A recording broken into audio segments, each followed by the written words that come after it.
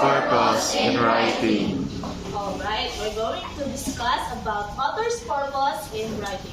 But before that, let's read first our objectives this morning.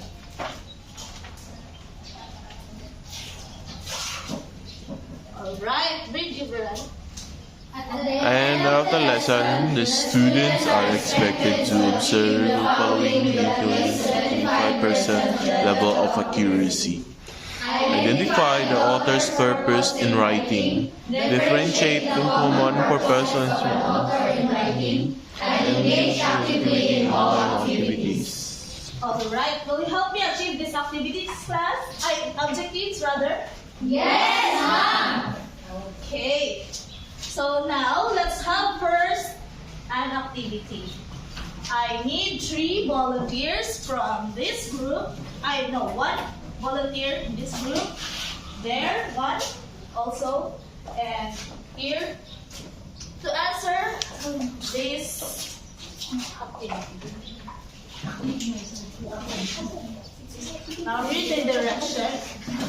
Arrange the sample letters using the given meaning as a clue.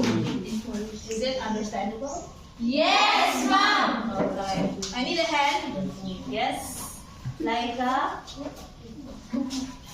Yes. Eva. Well, how about here? Alright, Dominic for number 2. Move. Guys, leave it.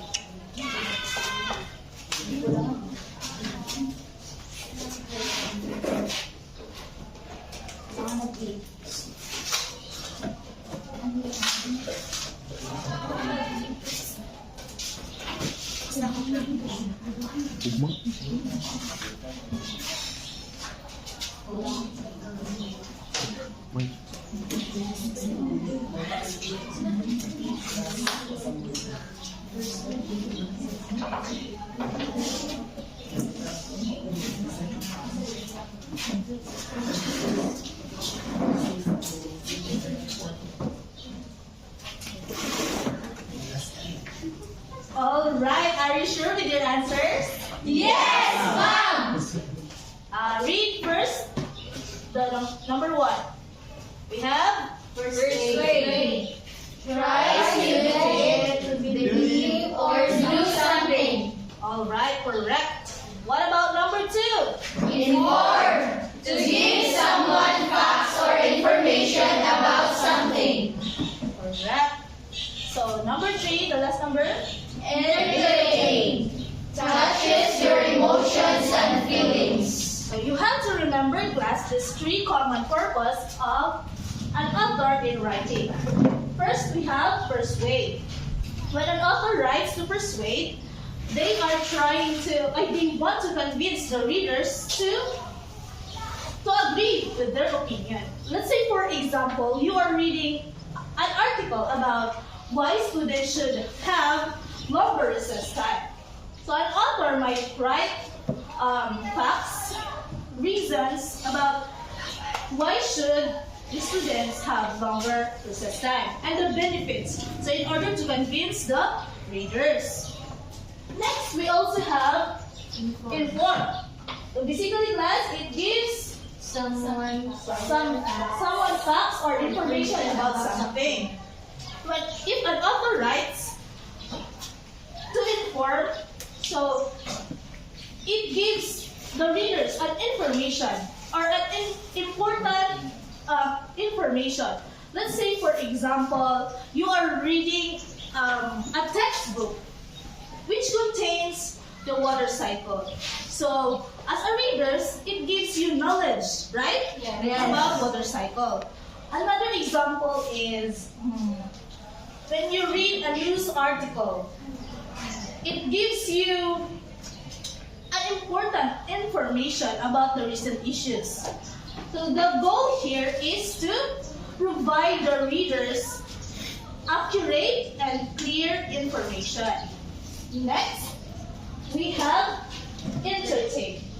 If an author's purpose is to entertain, I know all of you are fond of reading fantasy books, right? You love to read fantasy books, Yes, short stories. So the reason and the purpose of the author is to make the readers enjoy the text. Is it clear? Yes, ma'am. Do you understand? Yes, ma'am. If I ask you to differentiate these three common purposes, can you answer? Yes, ma'am. Oh, seems like you are doubtful with your answer. Can you answer? If you're going to differentiate these three types? Yes, ma'am. Alright, so now let's have a game. Are you ready to have a game? Yes, ma'am. Alright, I need, since we are few, I need 5 volunteers. I need to group you into 2. From here to Erna, you are group 1, and so January and Barbie, you are group 2. So go to your group.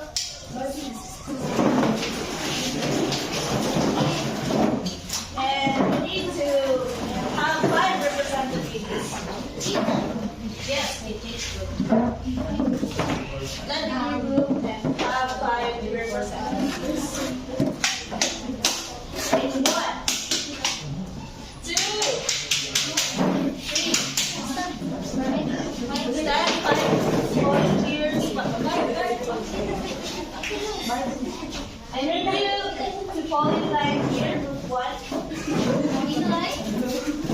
And here is for group 2. So, we're going to play first and answer.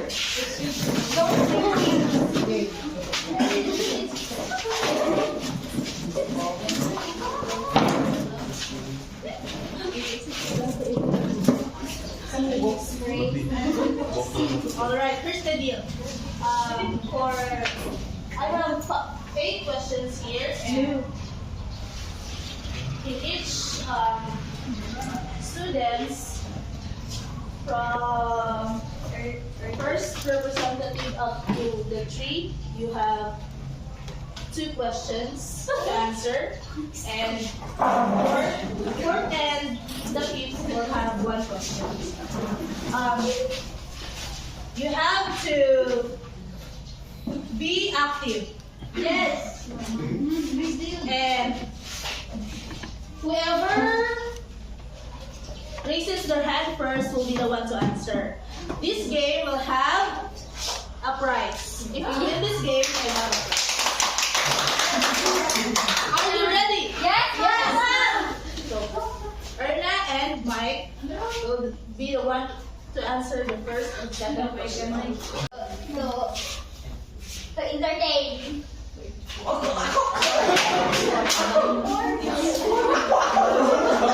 Yes. So the purpose of the poem here share story is to inform and to persuade. Correct. It may or may not overlap. This purpose may or may not overlap. It depends on the context of the song. Alright, for group 2, you have 2 points. Number 3, are you ready? Yes, ma'am. Read. What is the purpose of the poem Shini Gilala? 2,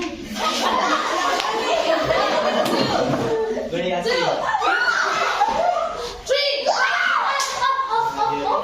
Take your chance. So the purpose of what when he, she make you laugh is to entertain. Yes, correct. 2 points and 1 point. Number 4. What is the purpose of poet when he, she gives talks? 1, 2, 3. To inform, ma'am. The answer is to inform. Yes, it's clear that if someone is wrong,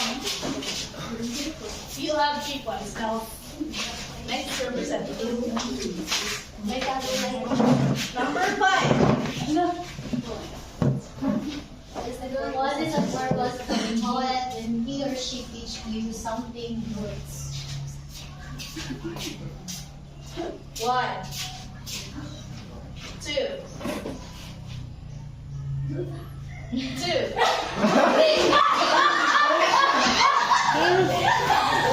Yes, group 1. The purpose of the poet when he or she teach you something good is to inform. Yes, correct. Yes. You have 2 points, 3 points. Group 2 have 3 points. Next representative. No. Another question. What is the purpose of the poet when he or she amuses you? In 1, 2, 2, 3. Okay.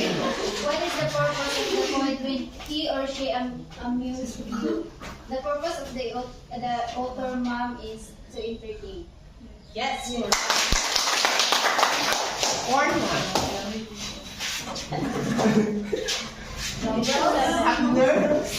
is the purpose of the poet when he or she convinces you?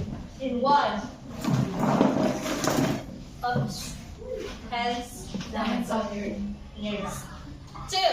3. So the purpose of the poet, ma'am, when she convinces you is to persuade. Correct. 5. So next. Ay, paano kita ha? Bakit ka na balik?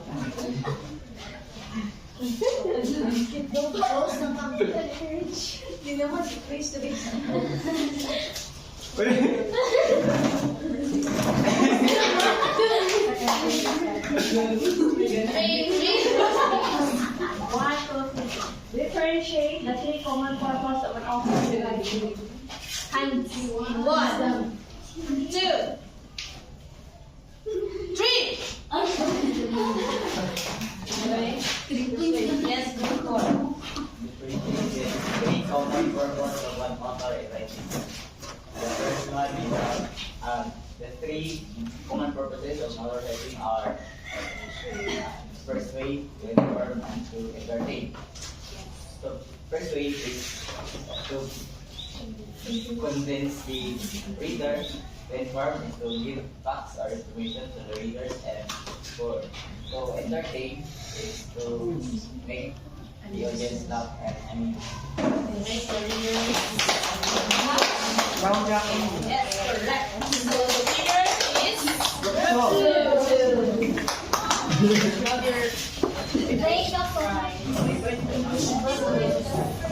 all right.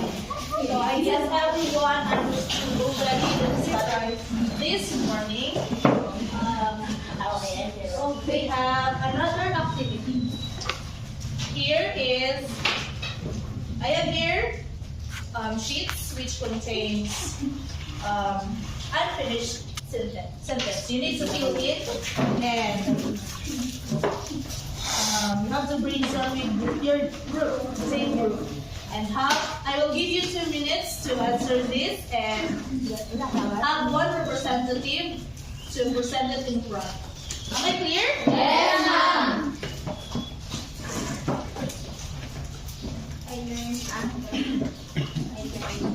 Make use of the time whenever you want.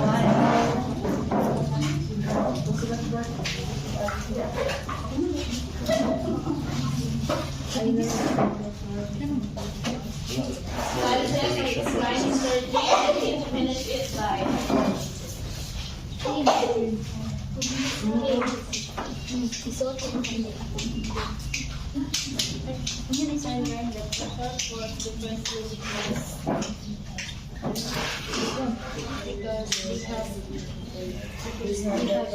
Different styles that we have different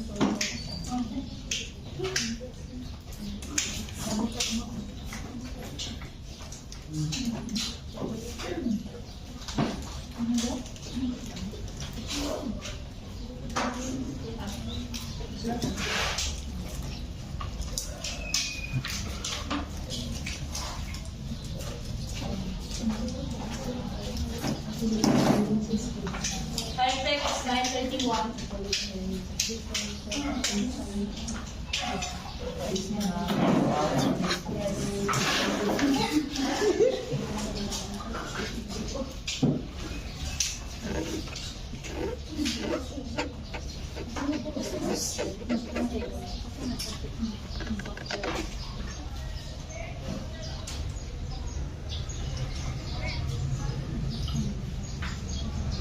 Almost time.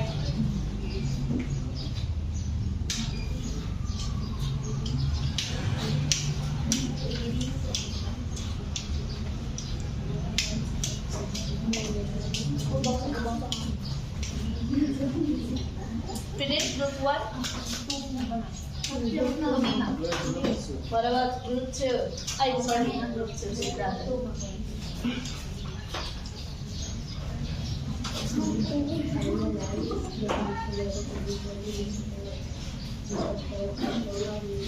So ready? 9:32. Let me now present your answer, finished or not finished.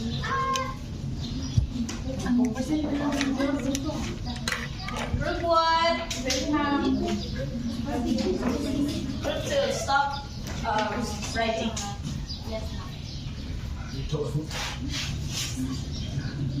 Group 1, please present your answer in front.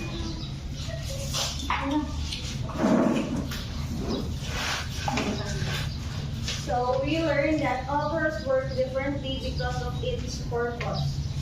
We discovered that poetry types vary depending on the context. We realized that understanding the purpose and type of poetry is important to aspiring poet because it encourages us to be knowledgeable. Thank you. Thank you, group 1. Give group 1 an amazing clap. You know what's amazing clap? No, ma'am. It goes like this: 1, 2, 3, 1, 2, 3. Amazing. 1, 2, 3, go. 1, 2, 3, amazing. And what about group 2? Ate Merla.